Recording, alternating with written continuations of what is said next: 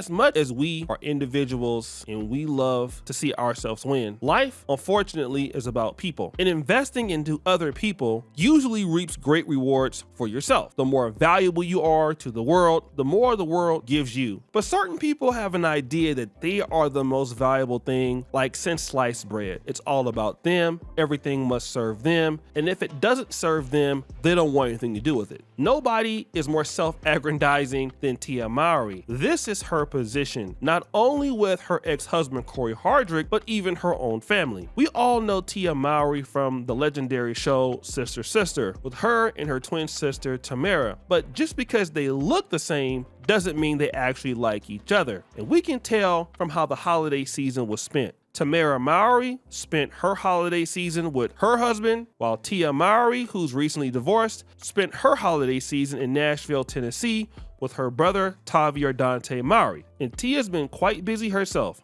She was in Abu Dhabi with her son Cree, and then her new Lifetime movie dropped on December 7th. So it seems that life is going pretty good without all of the people who don't want to put Tia first. She doesn't have a problem cutting her own sister off.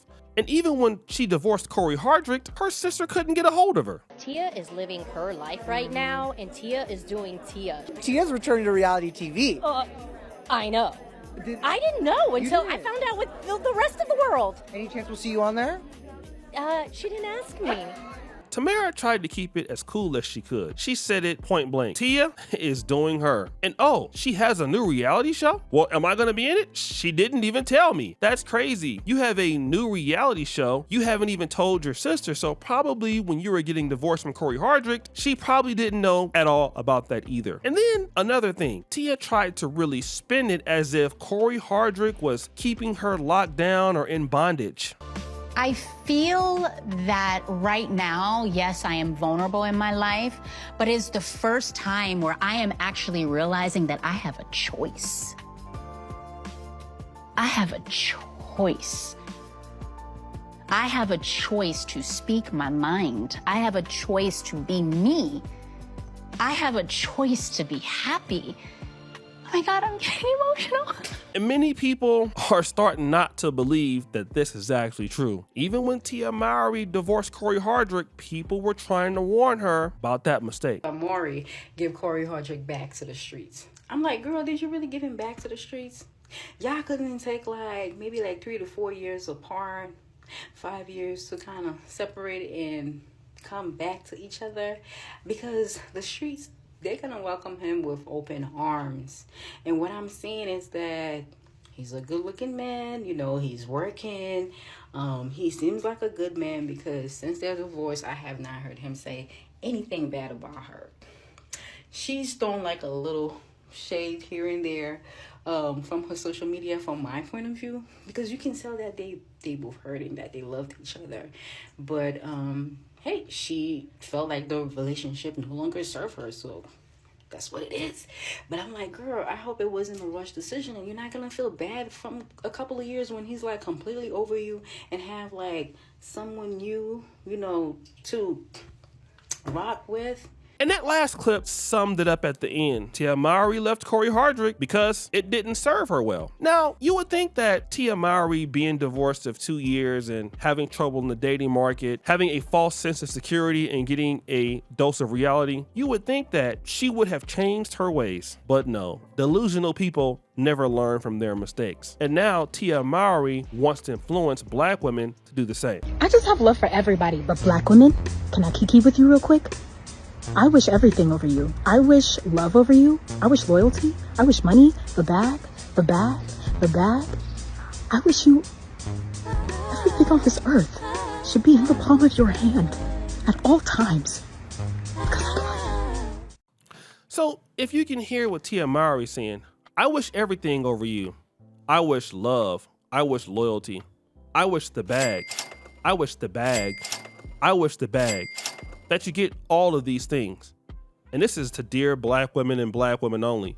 But this is very, very selfish. And I'm gonna tell you why. Now, I don't have a problem with a Black woman getting the bag and Black women getting money and yet Black women getting loyalty. I don't have any problem with that. But the reality is, you wish these things on black women, and then what you're not insinuating is that you only get those things when you deserve it. And you have to actually provide value for those things. If you want loyalty from others, you need to be loyal yourself. And again, did you hear the bag? And that's really what it's about. See, with Tia Mowry, it's all about money. It's all about loyalty. It's all about loyalty to her. It's all about the bag for her. It's all about love for her. But Tia Mowry doesn't want to reciprocate that to anyone else, not even her own sister, not her ex-husband, only to her kids. It must serve her. And this idea that the world must serve black women, and if it doesn't, they need to leave, it's not really working out like that. And the reality is that if you want people to serve you, you have to serve others. This situation is really putting black women at a disadvantage. Let me give you an example. I was dating this young lady, beautiful young lady, and we dated for like 2 or 3 years. And one day she just hit me out the blue, and she was like, "So, where are we going to be going in a relationship?" And I'm like, what do you mean? This is the same lady that told me, like, "Oh, if I ever get married, I don't want to live in the same house as my husband. He needs to pay all the bills. He needs to do this and that." And what she was willing to give was not a lot. I mean, she wasn't the kind of lady that liked to listen. She was fun to be around, and the booty clapping sounds were incredible. So she was like, "Well, we're gonna have to stop talking because you're not serious about marriage." And so my response to her was, "But you've never listened to what I wanted. It was only about what you wanted." And then it was crazy because like 4 months later, she got engaged to some dude who was, I would have to say, was really poor and much younger than her because, hey, it was about what she wanted. And the thing about everything that I'm seeing now when it comes to women is, let's get the bag. You need love. You need loyalty. You can't date no broke man. And that's kind of been the narrative going out there. And how is that working out?